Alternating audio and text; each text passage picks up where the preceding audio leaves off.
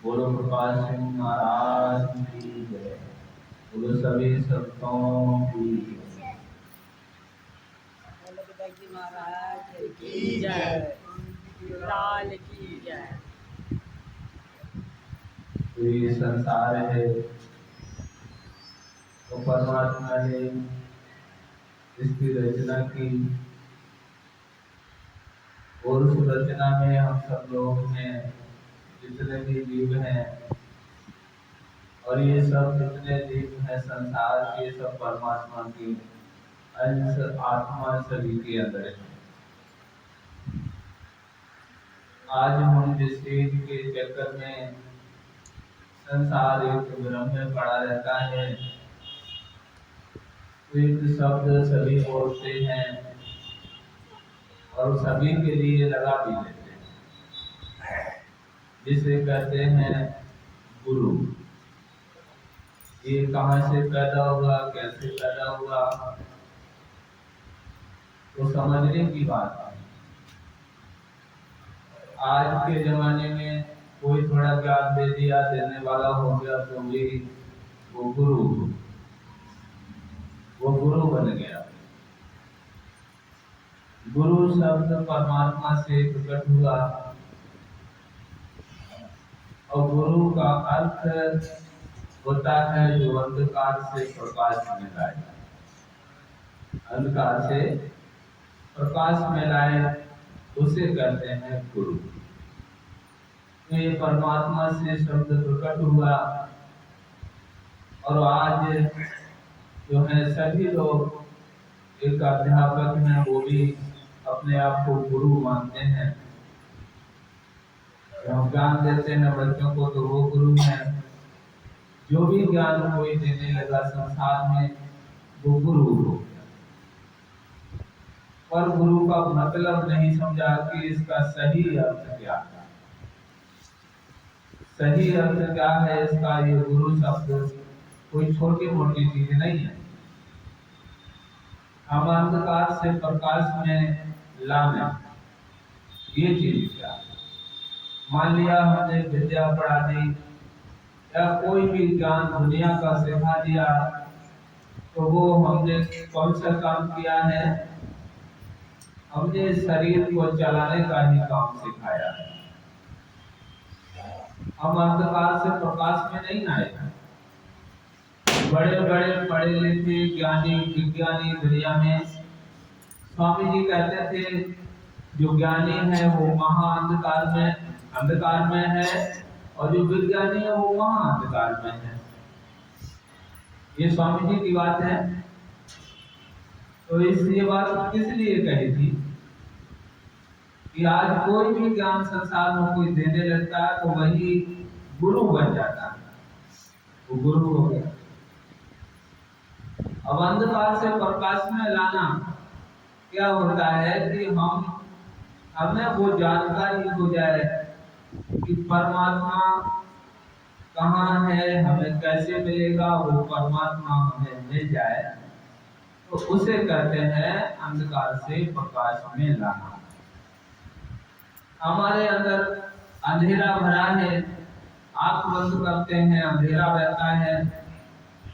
हम हमारा वो अंधेरा छटकर उजाला हो जाए हमारे अंदर, तो उसे कहते हैं अंधकार से प्रकाश में लाना। तो बात समझने की है, तो उसका नाम गुरु रखा गया और वो गुरु नाम परमात्मा से प्रकट हुआ कि जब परमात्मा संसार में आया तो वो शिव जी महाराज के रूप में आया और शिव जी महाराज की दुनिया की सबसे पहले गुरु थे। सबसे पहले वो गुरु थे। तो उनने आकर संसार में, हम सोचें कि क्या काम किया या जीवों को पहले पार किया होगा, ऐसी बात नहीं है। कि जब दुनिया बनी थी उस समय जीव ही नहीं थे, बहुत कम थे। तो उन्हें कुछ रचना करनी थी और उन्हें रचना में संतों की रचना की। संतों की रचना की और ऋषियों की रचना की।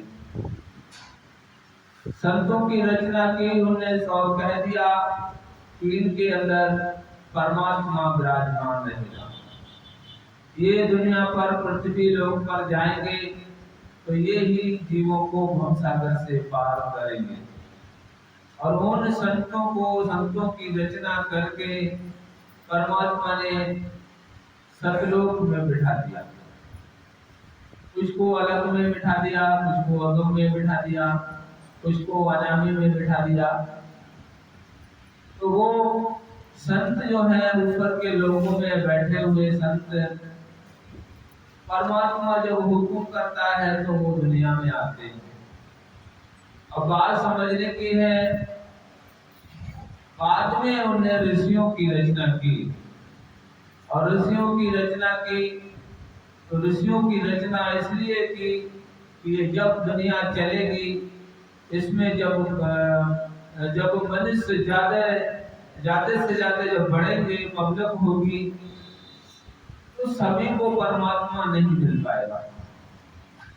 तो वो जीव कैसे इस चीज पर टिकेंगे, कैसे रहेंगे, उनके लिए जो है उन्होंने ऋषियों की रचना कर दी कि जो ऋषियों से जुड़ेंगे वो हमें जो है दुनिया की भक्ति में लगा देंगे, कहीं ना कहीं लगा देंगे। और कहा इनके अंदर परमात्मा विराजमान नहीं होगा। और जब परमात्मा विराजमान नहीं होगा तो वो हमें परमात्मा से जोड़ नहीं सकते हैं। तो इसलिए वो जो है ऋषियों की रचना कर दी। और इन सबको जब उतारा दुनिया में, पब्लिक बढ़ी, जैसे जैसे जनरेशन हुआ, अब जो है जो ऋषियों के पास पहुंच गए, उनने जो है दुनिया की भक्ति में लगा दिया, देवी देवताओं की भक्ति में लगा दिया। जैसे उस समय में ब्रह्मा जी, विष्णु जी, शंकर जी और निरंजन, परब्रह्म, सोहम, ये सब ताकतें थी। इन्हें परमात्मा ने प्रकट करके बैठाया था अपने धाम में। तो बात समझने की है, उन ऋषियों ने क्या करा कि भाई हम भक्ति करेंगे तो या तो अपने आप ऐसे ही करने लगे, किसी को जाने में कोई नाम समझ आएगा। किसी ने ब्रह्मा जी को जान लिया कि वो रचयिता है, किसी ने जान लिया कि विष्णु भगवान पालन करता है। जैसे जैसे जिसे समझ आई वो लोग वैसा भक्ति करने में लग गए। और वैसे वैसे लग गए क्योंकि ऋषि लोग जो दुनिया में रहे, उनने हम सब जीवों के लिए उन्हीं के साथ जोड़ दिया। अब संत जो होता है, कहते हैं वो संसार में एक होता है, पूर्ण संत एक होता है, 2-3 और होते हैं। वो धुलाई वाले होते हैं, हम जीवों के कर्मों को काटने वाले। तो बात समझने की है, ये जो है संतों की संख्या बड़ी कम रहती है। पूरा संत एक होता है, 2-3 और होते, 4 ही 5 होते हैं। उनकी भी संख्या घटती रहती है, कभी 2 रह जाते हैं, तो कभी 3 हो जाते हैं, तो कभी 5 हो जाते हैं। ऐसे ही रहते हैं, ज्यादा नहीं होते वो। तो बात समझने की है, अब इतने कम संसार में रहे तो किन किन जीवों को मिल सकते हैं। तो हम सब जीव जो है संसार में उसी चीज में आज तक फंसा हुआ चला आ रहा है। इसीलिए हमें पूर्ण संत जो है मिल नहीं पाता, क्योंकि वो एक है तो कहां से मिलेगा।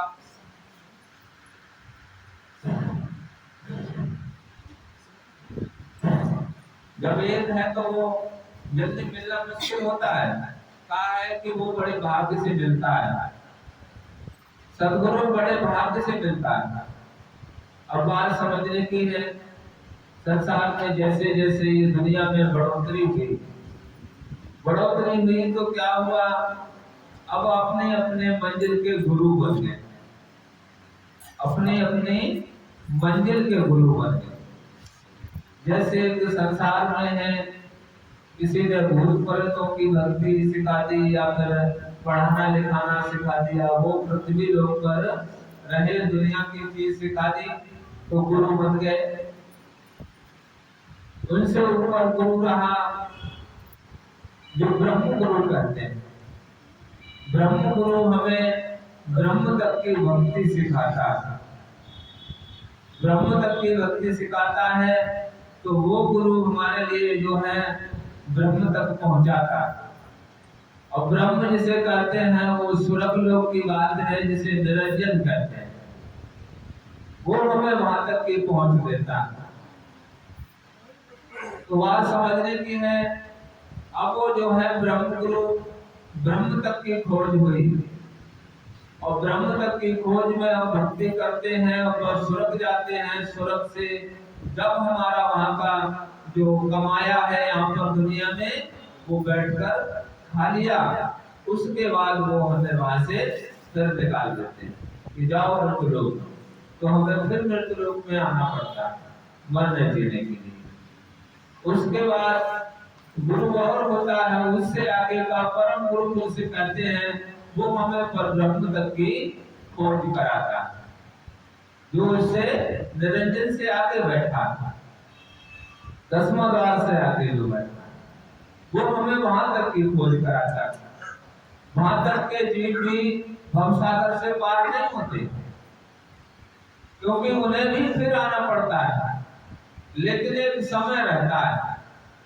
जैसे मान लीजिए स्वर्ग के गुरु जो हुए, ब्रह्म गुरु जो हुए, हमने 100 वर्ष तपस्या की और 100 वर्ष तपस्या का 1000 वर्ष का फल उन्होंने हमें दे दिया।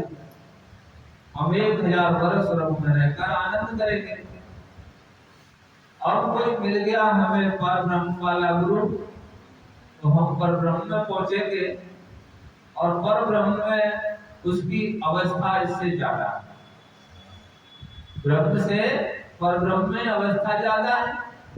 वहां हम 1000 वर्ष के बजाय यानी 1500 वर्ष वहां पर हम आनंद लेते। अब हमें कोई गुरु मिल जाए जिसे कहते हैं साध गुरु, जो सोहम तक की खोज कराता है। अब वहां की अवस्था उससे भी ज्यादा है।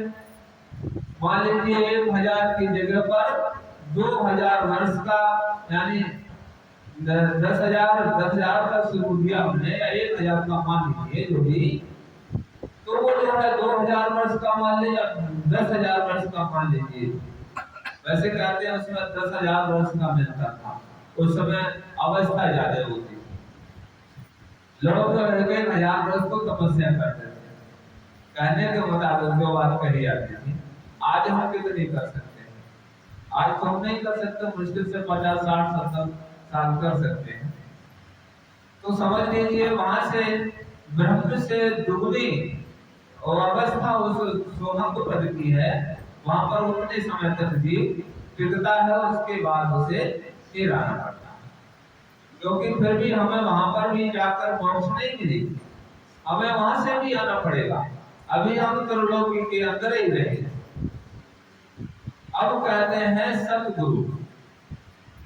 अब आया सतगुरु जो हमें सत्य की खोज कराता है, सतपुरुष की खोज कराता है, उसे कहते हैं सतगुरु। अब सतपुरुष की जब खोज करने वाला मिल जाएगा तो हम कहाँ पहुंचेंगे? सत्यलोक में। अगर वो गुरु हमें मिल गया सतगुरु, तो वो हमें सतलोक में ले जाएगा, और जो सतलोक में पहुंच जाएंगे फिर हम कभी नहीं आएंगे। वहां से फिर आना जाना खत्म हो जाता है, हम तो सागर से पार हो जाते हैं, हमें मोक्ष मिल जाती है। तब मिलते हैं जब सतलोक में पहुंचते हैं, उसके बाद फिर नहीं आते, हमारा जीवन मरण समाप्त हो जाता है। तो बात समझने की है, इस तरीके से गुरुओं की श्रेणी है। अब जैसा गुरु जिसे मिल जाता है वो अपनी वही शक्ति खोज कराता है। इसीलिए कह दिया है कि साथ हमारे सब बड़े अपनी अपनी ठौर, और सबद पार जो होए सो माथे सिर मोर। कि हमारे संत महात्मा जो भी हैं अपनी अपनी जगह पर सब बड़े बड़े, सब सही है। जिसे जैसा ज्ञान प्राप्त हुआ, जिसने जैसी खोज की, उसने वैसे वैसा वैसा ज्ञान हम जीवों को दिया। अब मिल जाए कोई शब्द काल का शब्द पार बिंदु हो, शब्द की बात जहाँ आती है वो है आवाज। शब्द कहते हैं आवाज के लिए, अनाद के लिए। ऐसा सदगुरु मिल जाएगा तो कहा है वो माथे सुरमौर, वो हमारे सर का ताज है कि वो सबसे ऊंचा, उससे ऊंचा तो कोई नहीं। तो बात समझने की है, ऐसा सदगुरु की हमें जरूरत है। और ऐसा सदगुरु हमें तब मिलेगा जब हमारे अंदर उसे पाने की तड़प होगी, परमात्मा को पाने की तड़प होगी और सदगुरु को पाने की तड़प होगी, तो हमें वो गुरु ऐसा मिलेगा। तो बात समझने की है, हम संसार में हैं और संसार में रहकर हम ये सोचते रहते हैं कि भाई काम भी करना है दुनिया का, और अधिकतर काम में ही लीन ज्यादा रहते हैं। परमात्मा के लिए समय हमारे पास नहीं है। दुनिया के लिए समय तो है, भागकर रात में चले जाएंगे, रात को भी काम करेंगे, दिन को भी काम करेंगे, सब वक्त हम काम में बिजी हो जाएंगे, लिपटे रहेंगे। लेकिन कह दिया जाए कि परमात्मा का 1 घंटे ध्यान कर लो तो मुश्किल बात है, उसके लिए समय नहीं है। हम लोग एक कहावत में कहते हैं कि जिसकी रामटाल ताई को आती, जिसकी रामटाल कि जिसका सब कुछ है ताई को आदि पूरी, और हम आदमी भी नहीं देते, उसका नाम भी नहीं लेते। अरे देते हैं कुछ तो भी ठीक है, हम तो उसका नाम भी नहीं लेते हैं जिसका सब कुछ है। अरे हम भी उसी के हैं, हम कुछ कर नहीं सकते। कोई भी मनुष्य कुछ नहीं कर सकता जब परमात्मा की मर्जी ना हो तो। वैसे तो उसने हम सबको बना ही दिया है, करो जैसा कर्म करोगे वैसा फल भुगतना पड़ेगा, वैसा ही फल मिलेगा।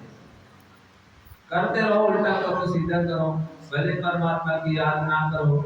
पिछले जन्म से जो कर्म किया लिखा कर लेकर आए हो तो वो सुख तो मिलेगा ही मिलेगा। हम लोग देखते हैं कुछ लोगों को कहना रहता है कि जो लोग उल्टे कर्म करते हैं वही ज्यादा सुखी रहते हैं। जो कर्म भी उल्टा कर रहे हैं और वो सुखी भी जाते हैं। ऐसा क्यों है? पूछा 2-4 लोगों ने हमसे, तो हमने कहा भाई देखिए ऐसा है, उनका पिछला कर्म ऐसा है जो उनका उस समय में वो सुख लिखा हुआ है। जिस समय में वो गलत कर रहे हैं वो उस टाइम में उनका सुख लिखा हुआ है, तो उतने टाइम तक वो जो भी करते रहेंगे वो सुख उन्हें मिलेगा जो लिखा है। और जब समय आएगा जो किया है उसका बाद उन्हें अगली चुकता करना पड़ेगा। वो जो किया है, जो कर रहे हैं, वो मिटने वाला नहीं है, वो उन्हें चुकता करना पड़ेगा। लेकिन पिछले का जो सुख है उसे वो किधर से काटता है? मैं आपको बता दूं, कोई भी दुनिया में ज्यादा गलत करने लगता है ना, तो उसका पीछे से खाता कम करना शुरू कर देता है। आप इसे करते रहो जो लिखा है, करते रहिए, वो पीछे से काटना शुरू कर देता है और उसका समय फिर बड़ी जल्दी आ जाता है। तो वो उधर से कम कर रहा है, इधर से एकदम से नहीं रोकेगा, करते रहो इधर से, जितना खराब करना है करते रहो, उधर से घटाता चला आएगा और फिर समाप्त कर देगा मामला। तो बात समझने की है, हम लोग संसार में रहते हैं, कुछ लोगों के समझ में नहीं आता, वो किसी की बेईमानी कर ली, किसी की चोरी कर ली, थोड़ी देर के लिए हम शांति ये हो जाती है, हम किसी के 10 रुपया, 1000 रुपया, लाख रुपए चोरी कर लिया, समझते हैं हमने से किसी काम में लगा दिया या कुछ कर लिया। लेकिन तुमने 1 लाख रुपया किसी का चोरी किया है ना, वो परमात्मा को थोड़ा काम और बढ़ा दिया, वो 1.25 लाख तुम्हारे खाते से काटकर उसके खाते में लिखेगा जिसकी चोरी हुई, और तुम्हारे खाते से कट जाएगा वो, क्योंकि वो पीछे से काटना शुरू करता है, आगे से नहीं काटेगा। तो बात समझने की है, वो हमने काम बढ़ा दिया, हमें थोड़ी देर की तसल्ली तो हुई, हमने चोरी कर ली, अपना काम बना लिया, लेकिन बनाया नहीं, वो हमने बिगाड़ दिया। मैं आपको बता दूं, एक महात्मा जी के उदाहरण आता है। एक महात्मा जी थे जो गुजरते हुए जा रहे थे खेतों से। तो एक खेत वाला पूछने लगा, महात्मा जी हमारे इस खेत में कितना उसने काट कर गेहूं का बोरा ढेर लगा लिया था, कितने होंगे हमारे इसमें? उन्होंने कह दिया 100 कुंटल। महात्मा जी तो चले गए, कहता कि 100 कुंटल होंगे। अब खेत वाले ने सोचा कि इसमें 100 होंगे तो ऐसा ही एक ढेर और लगा दूं तो 200 कुंटल हो जाएंगे। अब उसने क्या करा, धीरे धीरे किसी के खेत में से चुराया, फिर किसी के में से, किसी में, सब में से चोरी कर करके उसने एक ढेर और लगा लिया उतना ही बड़ा। 200 के चक्कर में 100 महात्मा जी कह गए, एक में 100 निकलेंगे तो दो में 200 हो ही जाएंगे। अब वो दूसरा ढेर लगा लिया। अब उनने जब उस गेहूं की कटाई करवाई तो दोनों ढेरों में 100 कुंटल निकले। अब बताइए, चोरी भी कर ली, मन खराब हो गया, हमारी जो है सब कुछ तो बिगड़ गया, और निकले 100 कुंटल। तो बात समझने की है कि परमात्मा जो देने को बैठा है, हम मनुष्यों को तमीज नहीं है वास्तव में उससे मांगने, ना मांगने की है ना लेने की। परमात्मा से हम किस चीज में लगे रहते हैं, इसे स्वामी जी बताते थे। एक राजा था, और राजा जो है 4-5 मंजिल के ऊपर बैठ गया। उसने नीचे मंजिल में लोहा भरवा दिया, ऊपर वाले में उसने तांबा पीतल भरवा दिया, और फिर तीसरी मंजिल में चांदी भरवा दी, और चौथी मंजिल में उसने जो सोना भरवा दिया, 5वीं में अपना बैठ गया। अब उसने सरपना में ऑर्डर दे दिया, जिसको जो चीज की जरूरत है ले जाए। तो सरपना से लोग भागे तो कुछ पहली मंजिल में जुट गए, उसी लोहा खींचने के लिए जुट गए। अब उनसे कुछ चालाक थे ऊपर वाली मंजिल में, चलो देखो ऊपर वाली मंजिल में। अब तो ऊपर वाले में बढ़े तो वो तांबा पीतल खींचने के लिए जुट गए। उनसे चालाक जो थे वो और ऊपर वाली मंजिल में बढ़ गए। उन्होंने देखा इसमें तो चांदी है, तो वो उसी को खींचने में लग गए। और बाकी कुछ उनसे चालाक निकले तो और ऊपर वाली मंजिल में पहुंच गए, तो उन्हें सोना दिखा, तो वो सोना खींचने में लग गए। सबसे चालाक वो कुछ रह गए। उन्होंने कहा चलो आपकी मंजिल में देखेंगे वहां क्या है। अब वहां पर तो राजा बैठा था। जब वहां पहुंचे जाकर के तो वहां राजा बैठा था, तो कहा कि यहाँ तो राजा ही बैठा है। तो वहां उन्हें राजा मिला। अब भाई जिसे राजा मिला उसे तो सब कुछ मिला, बाकी तो भाई तांबा पीतल सोना चांदी खींचने में लगे रहे। ऐसे ही हमारी हालत है, हम भी संसार में रहकर लोहा खींचने में जुटे हुए हैं।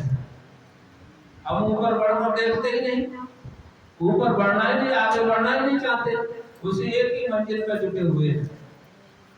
तो बात समझने की है, हम आगे बढ़े।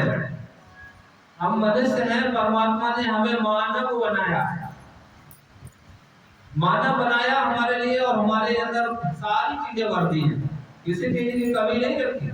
ज्ञान, वैराग्य, क्षमाशील, संतोष, काम, क्रोध, मोह, अहंकार, मन और माया, सब चीज इसके अंदर है, और वो खुद भी इसके अंदर बैठा है।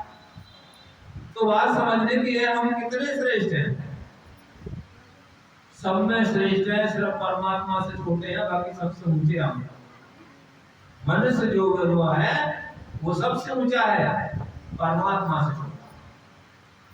अब हम इतने ऊंचे हो करके काम सबसे नीचा करते हैं। उस परमात्मा को जानना नहीं चाहते, परमात्मा को देखना नहीं चाहते, परमात्मा को पाना नहीं चाहते। तो बात समझने की है, क्योंकि परमात्मा को पाने में लोग कहते हैं रखा क्या है, दुनिया कमा लो, बढ़िया ऐसो आराम करने को मिलेगा, मोटर गाड़ी होगी, अच्छा महल होगा, इसी में सबसे बड़ा सुख है, उसी को संसार सुख मानना है। तो मैं आपको बता दूं कि जैसे हम संसार में सुख मानते हैं, वही सबसे बड़ा दुख होता है, क्योंकि ये दुनिया की जो सुख है वो दुख देने वाला होता है। आज हमारा करोड़पति हो जाए, परमात्मा हमें बहुत बड़ा बना दे, पता चला कि हम उसी को संभालने में लगे रहेंगे, रात रात गुजर जाएगी, दिन भी गुजर जाएगा उसी को संभालते संभालते, परमात्मा की याद करने का समय ही नहीं रहेगा। नींद भी हमारी चली जाएगी, नींद नहीं आएगी, तो उस पैसे को लगाना है ना ठिकाने से, कहाँ कहाँ लगाना, यही सोच में हमारी नींद भी गायब हो जाएगी, तो ठीक से सो भी नहीं पाएंगे। अब माया का चक्कर है ना, माया हमें सोने भी नहीं देगी और हमें वो परमात्मा का भजन भी नहीं करने देगी। सब तरफ से अब क्या है कि ये कोई सुख होता है, बताइए क्या सुख है? तो बात समझने की है, अगर हमारे साथ परमात्मा हो और वो धन भी हो तब सुख है, और परमात्मा साथ है वाला भले धन कम हो तो भी सुख होता है। क्यों? कि उसके अंदर शांति होती है और शांति ही सुख होता है। जहाँ शांति नहीं है वहां सुख नहीं है। तो मैं आपको बता दूं, किसी को कुछ ले जाना तो यहाँ से है नहीं, आए हैं जैसे आम का लाकर आमती मेला के चले जाएंगे, गाड़ी घोड़ा सब यही ले जाएगा। परमात्मा की भक्ति नहीं की तो नीचे की योनियों में चले जाएंगे, नरकों में, और नरकों में चले जाएंगे तो घने कष्ट उठाएंगे। लेकिन लोग कह देते हैं आगे की किसने देखी है? अरे भैया आगे की ना देखो, अभी की देख लो, सामने प्रेजेंट समय की देख लो, आगे की छोड़ दो। हम देखते हैं, आंख पसार कर देखें, आज हम मनुष्य हैं, परमात्मा की निगाह पर टेढ़ी हो जाए, हम आपाज हो जाए तो कुछ कर सकेंगे? नहीं कर सकेंगे। कोई बात हो जाए, एक्सीडेंट हो जाए, कुछ हो जाए तो हमारा सारा खेत बिगड़ जाएगा जरा देर में, हम कुछ नहीं कर सकते। तो ये बात समझ कर जो है, और हम देख भी रहे हैं संसार के अंदर कितने लोग आपाज बैठे, जरा देर में सारी कहानी फेल हो जाती है, सारी कहानी फेल हो जाती है। हमने देखा अभी दिल्ली में गए थे श्री कृष्ण भैया के, बड़े पैसे वाले हैं, बहुत बड़ा मकान बना हुआ है, लेकिन फालिश गिर गई उनके ऊपर, कोई उनकी दवा कराने वाला नहीं है, बड़े ना पास। अब बताइए, देखा मकान उनका तो इतना बड़ा बना हुआ है पूरा, और बहुत बड़े आदमी है, लेकिन मोहताज बैठे हैं, मोहताज। अब बताइए वो धन किस काम का है? वो धन भी कुछ काम नहीं आ रहा, इतना धन होते हुए कह रहे थे हमारा कोई इलाज कराने वाला नहीं। अब बताओ क्या होगा उस दौलत का? तो बात समझने की है, आंखों देखो परिणाम दुनिया में बहुत है। अरे हम उन्हें देख करके थोड़ा चेत जाए, परमात्मा की याद करें। जब हम परमात्मा के भजन और ध्यान में रहेंगे तो वो समस्या हमारे सामने नहीं गुजरेगी। परमात्मा हम पर दया करेगा, हालांकि भले हमारा कोई कर्म हो, ऐसा तगड़ा कर्म हो सकता है, लेकिन परमात्मा उसे छोटे में करके निपटा देगा और हम पे सही रहेंगे। वो यही करने के लिए आता है, हम लोगों के कर्मों को काटता है और हमें इस दुनिया के दुख से निकालने के लिए आता है, दुख से निकालने के लिए आया है। और कोई नहीं काट सकता हमारे कर्म, न देवी काट सकती है, न देवता काट सकता, कोई नहीं काट सकता। वो क्या करते हैं मैं आपको बता दूं, चाहे कोई किसी की पूजा करे, आज हमने कोई कर्म हमारा है और हम उनकी भक्ति कर रहे हैं, तो उनने हमारा कर्म को जो है गलत वाला वो उन्हें रोक दिया, भक्ति का फल देना शुरू कर दिया। अब भक्ति का फल तुम्हें देते रहेंगे जब तक उनकी भक्ति करते रहोगे, तो तुम्हें वो सुखी रखेंगे, भक्ति का फल देंगे, लेकिन वो कर्म हमारा जो है उसे वो नहीं काट सकते, वो हमें भुगतना ही पड़ेगा। अब बात समझने की है, जब हमें भुगतना पड़ेगा, उससे छुटकारा होगा नहीं, तो जो है हमें एक दिन तो कष्ट आ ही जाएगा, क्योंकि भुगतना भी है, कब तक वो मेहनत होती रहेगी, एक दिन ना एक दिन हमारे ऊपर वो परेशानी आनी ही है, क्योंकि वो काट नहीं सकते। इस बात के लिए मैं अनुभव की बात करता हूँ, जो बात है जो तीनों लोगों का राजा है वो कहता है, जो तीनों लोगों पे राज्य करता है, सारा संसार उसे परमात्मा मानता है। लेकिन संत मत उसे काल मानता है। तो बात समझने की है, जो वही कहता है कि मैं किसी जीव का एक कर्म नहीं काट सकता, तो उनसे छोटे वाले जो उनके राज्य में उनके हुक्म में काम कर रहे हैं, क्या वो हमारा कर्म काट सकते हैं? नहीं काट सकते। जब वो उनका मालिक ही नहीं काट सकता है, तो वो नीचे वाले कैसे हमारा कर्म काटते हैं?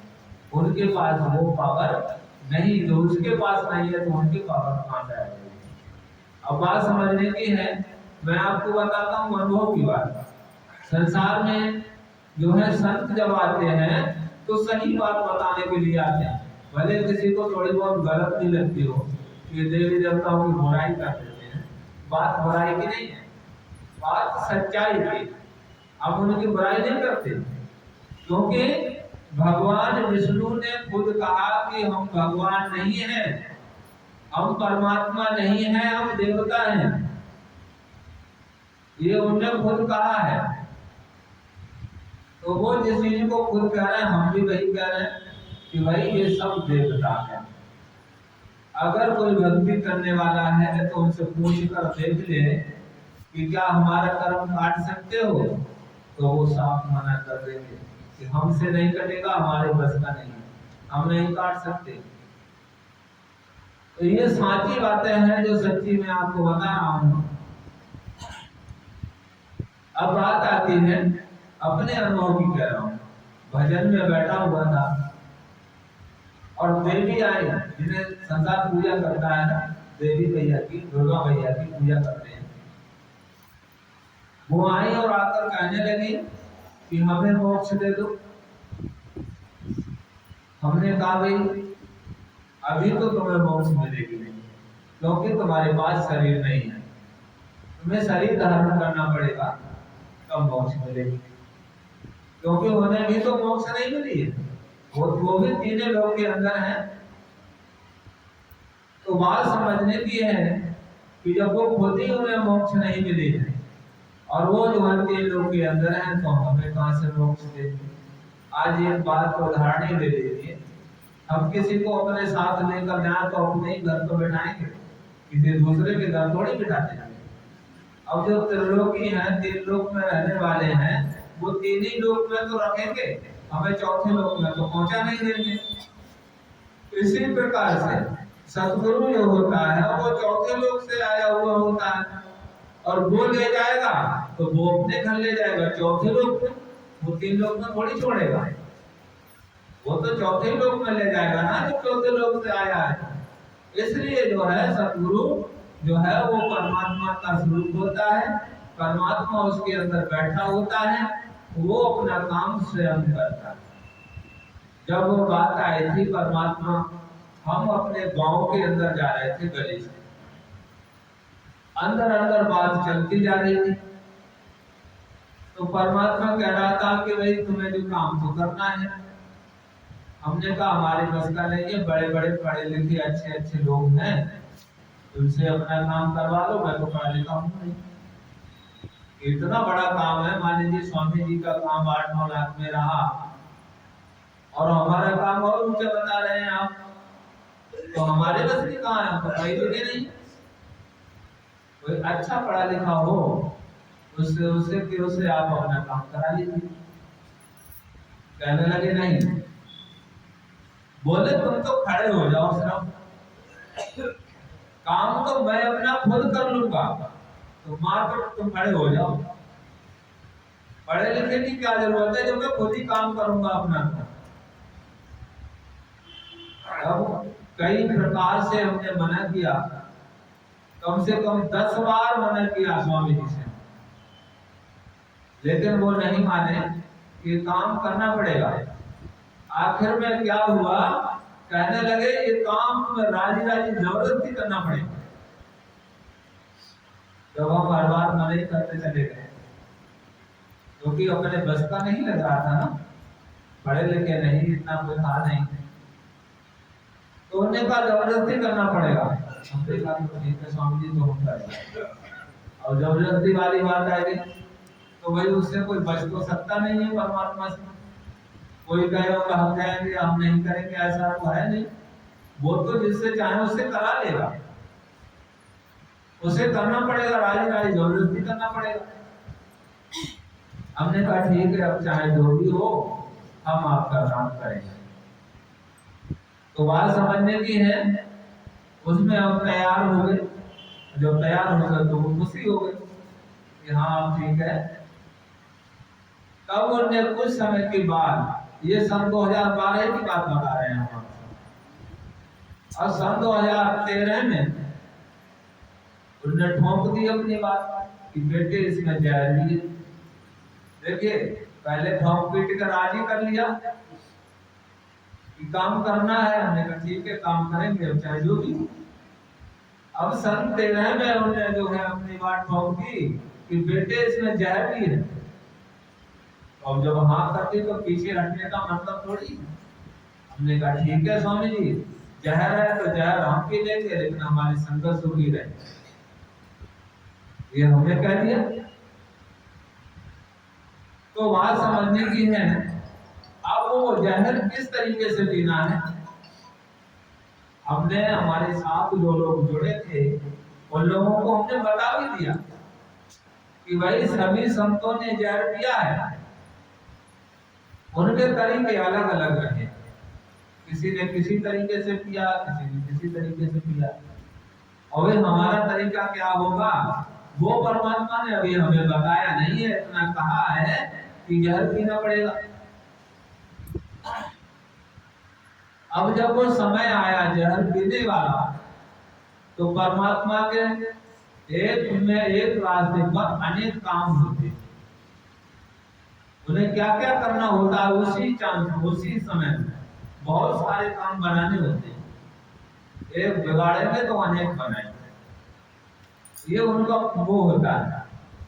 अब वो जब समय आया जहर पीने वाला, तो सब छोड़ दो भाग गए।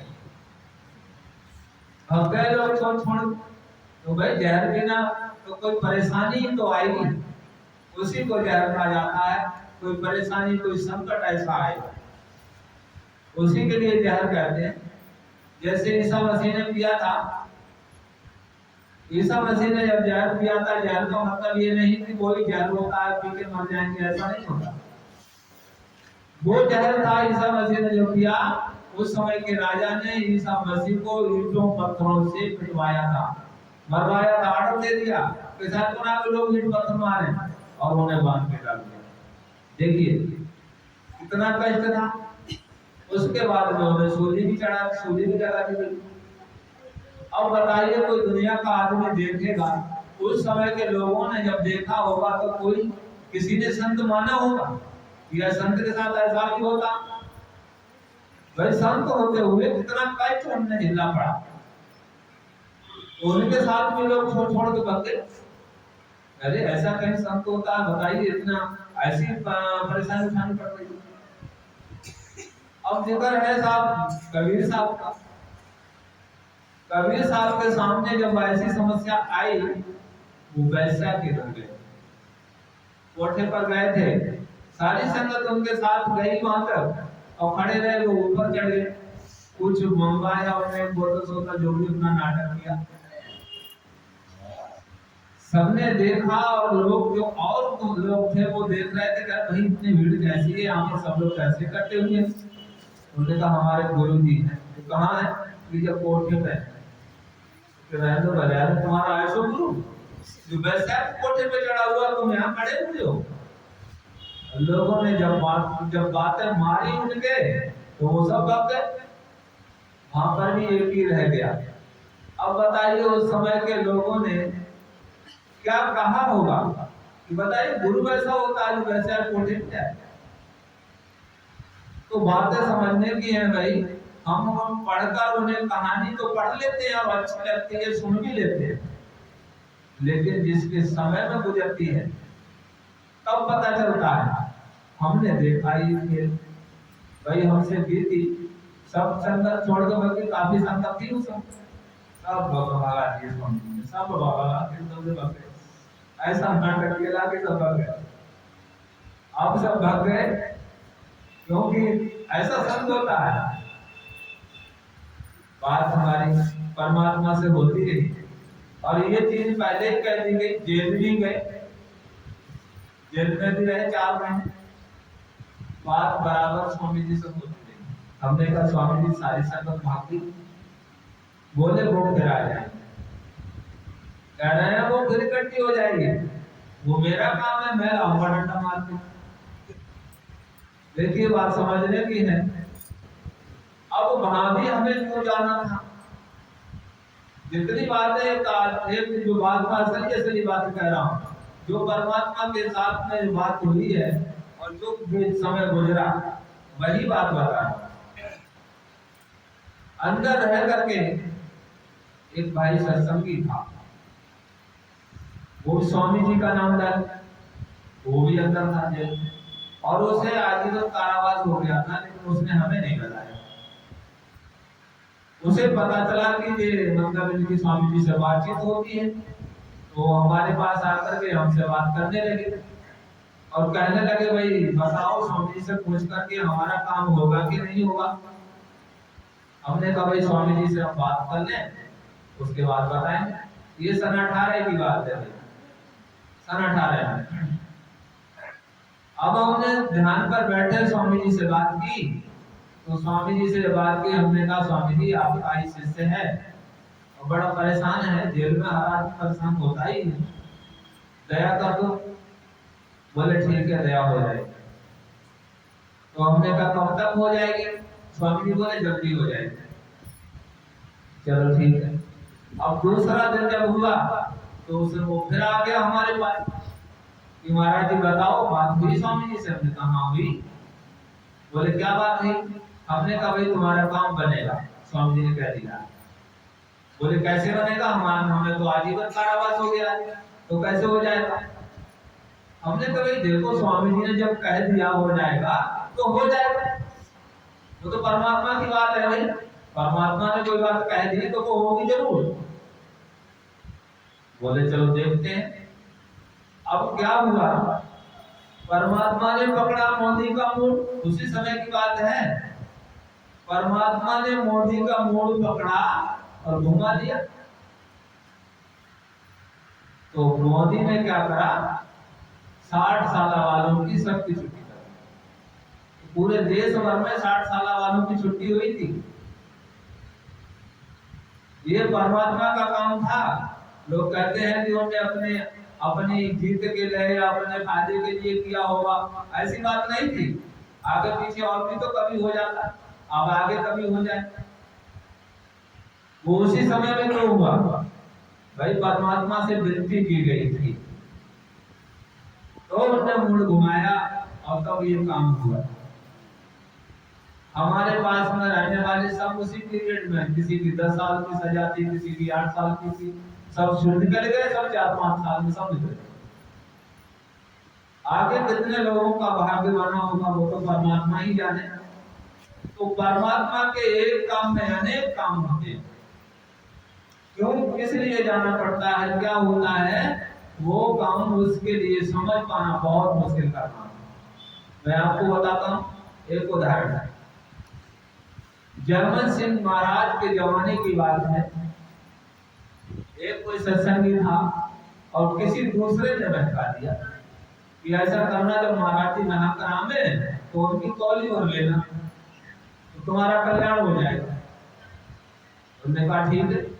अब वो महाराज जी नहा कर जब आए तो उन्हें फट से चिपक गए उसे कौली भर। तो कहते अरे हट हट हट हट, वो नहीं हटा तो उन्हें कह दिया हट कोड़ी नहीं था। और जो हट कोड़ी कहीं का कह दिए तो वो कोड़ी हो गया, कोड़ी हो गया, चला गया कोड़ का। अब वो उधर जर्मन सिंह महाराज ने तो शरीर छोड़ दिया, वो तो चले गए। अब आ गए सावन सिंह महाराज। सावन सिंह महाराज ने देखा एक जीव कोड़ खाने में पड़ा। उन्होंने कहा ताई जी से कि ऐसा करो लड्डू बनवाओ।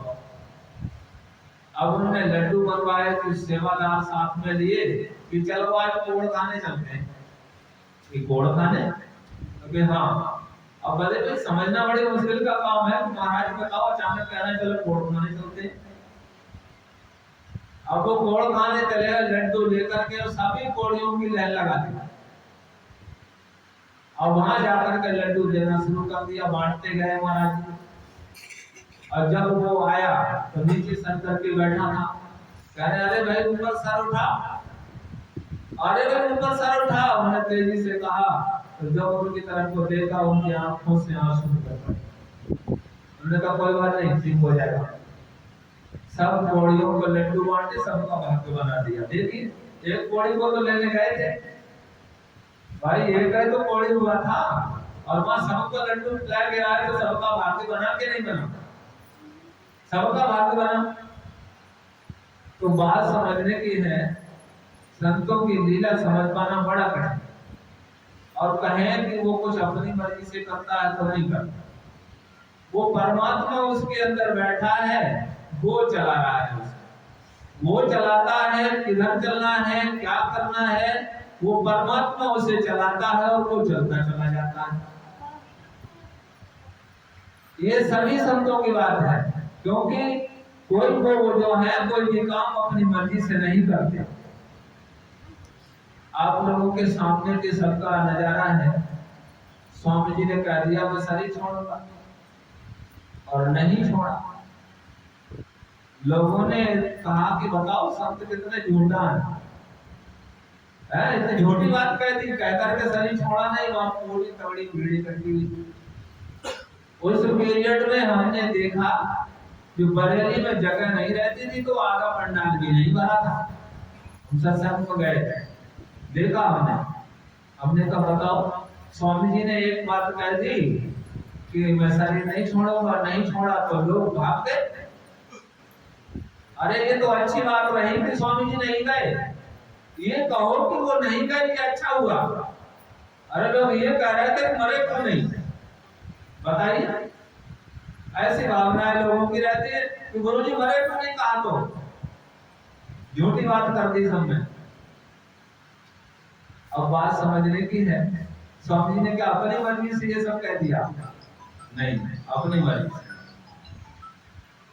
उसमें राज था। और स्वामी जी ने शरीर छोड़ा भी, वो किसी को पता नहीं लगा क्या शरीर छोड़ा। वो उनके अंदर बैठकर परमात्मा कह रहा था मैं शरीर छोड़ूंगा। और उसी पीरियड पे उन्होंने 2001 में भैया जी को बैठा दिया, पावर उधर से उधर ट्रांसफर हो गई, भाई पावर ने शरीर छोड़ दिया। तो शरीर छोड़ा कि नहीं छोड़ा? पावर ट्रांसफर हो गई उधर से उधर, शरीर छोड़ दिया। उन्होंने जो कहा बात सही भी हुई, और लेकिन देखने में उसे जानना बड़े मुश्किल का काम। जब तक भी उनके समय में जितने समय के लिए उन्हें रखा, पावर वापस उन्हें दे दी स्वामी जी ने उनसे। अब उनके पास पावर नहीं है, उसी समय उन्हें पावर वापस दे दी। तो बात समझने की है, ये संतों का काम और परमात्मा का काम समझना बड़े मुश्किल का काम है। संत तो उसके कहने में चलते हैं, कोई कहता है वो अपनी मर्जी से करेंगे, नहीं, उन्हें परमात्मा चलाने वाला है, उनके अंदर बैठा है, वही सारे काम करता है। मैं आपको बता दूं, परमात्मा ने वो विधान बनाया हुआ है कि हम जीवों को भवसागर से पार करने का काम संतों का है, क्योंकि उनके पास शरीर है। नहीं तो परमात्मा पार करता तो उसे आने की जरूरत नहीं पड़ती, वो तो ऐसे ही पार कर देता, और पार कर भी सकता है क्योंकि वो परमात्मा है। लेकिन वो विधान परमात्मा ने ही बनाया है। जब उन्होंने विधान ऐसा बना दिया है तो वो विधान को तोड़ते नहीं, क्योंकि कहा है कि जो बातक काया से होई और बिन भोगे छूटे ना कोई। तो ये विधान बना हुआ है कि मन जीवों पर जो कर्म करते हैं वो कर्म भोगना पड़ेगा, उसके लिए सतगुरु होगा। हम जीवों के कर्मों को सतगुरु अपने ऊपर लेता है और उसे भुगतता है, वही जहर होता है जो वो पीता है। उसी बात की परेशानी संतों को उठानी पड़ती है, वो दुख संतों को उठाना पड़ता है। कहते हैं राजा दुखी प्रजा दुखी और साधु को दुख दूना, और कहते कबीर सुनो वे साधु कोई घर न सुना। कहते हैं दुखी तो सभी हैं, लेकिन संतों को दुगना दुख होता है। क्यों होता है कि वो अपने जीवों के कर्मों को काट कर उसे अपने घर ले जाना होता है। अगर वो कर्म न काटे तो एक भी जीव संसार में पार नहीं हो सकता, कोई भी पार नहीं हो सकता। इसीलिए कहते हैं वो दयालु होता है। और ये संतों की महिमा इसीलिए कही गई है क्योंकि वो साकार रूप में है, परमात्मा साकार में है और वो संसार के अंदर हमेशा रहता है हम जीवों के कल्याण के खातिर, हम जीवों का कल्याण करने के लिए रहता है। पर जो जीव उसके संपर्क में आ जाते हैं उनका वो उद्धार कर देता है, जो संपर्क में नहीं आए हैं उनका वो जो है उद्धार नहीं हो पाता। उसके संपर्क में आना जरूरी होता है, लेकिन ये चीज किसी के समझ में भी नहीं आएगी। अब कौन पूरा है कौन अधूरा है इस चीज को भी जानना बड़े मुश्किल का काम है। भाई हम जीव है संसार में, गलती नहीं है। कोई कहे कि पूरा क्यों नहीं ढूंढा, तो पूरा ढूंढने से ऐसे मिलेगा नहीं, हम जान नहीं पाएंगे उसकी बात के लिए। वो तो हमें खुद ही ढूंढेगा, सतगुरु हमें खुद ढूंढ लेता है। जिन जिन जीवों के मस्तक में लिखा होता है कि इसे नाम मिलना है, वो उसी जीव को पकड़ लेता है, अपने आप ही पकड़ता है और पकड़ करके जोड़ के वो अपने नाम को अपने जीवों को लेकर चला जाता है। तो ये स्वामी जी महाराज की थोड़ी सी बात थी जो आपकी सेवा में रखी गई। बोलो स्वामी जी महाराज की जय, बोलो कृपाल सिंह महाराज की जय, सभी संतों की जय। बोलो बोले जी महाराज की जय, स्वामी जी के लाल की जय। तेरे चरणों में मेरे पिता मुझे है सागर विश्वास हो, मन में मेरे सदाया तेरी दया मेरे की आस हो। चढ़िया जो दुख की घटा या पापी कर्म की होएगा फल। चढ़िया जो दुख की घटा या पापी कर्म की होएगा फल। तेरा नाम रहे मेरे चित्त बसा, तेरा नाम रहे मेरे चित्त बसा। तेरी दया मेरे की आस हो, तेरे चरणों में मेरी है पिता मुझे ऐसा दृढ़ विश्वास हो कि मन में मेरे सदाया सेरा। ये काम जो अपने ऐसे लिया करे दिल के हम तेरे माल सब। ये काम जो अपने ऐसे लिया करे दिल के हम तेरे माल सब। तेरा हाथ सब रहे भला, तेरा हाथ सब रहे भला। तेरी दया मेरे की आस हो, तेरे चरणों में मेरे है पिता मुझे ऐसा दृढ़ विश्वास हो कि मन में मेरे सदाया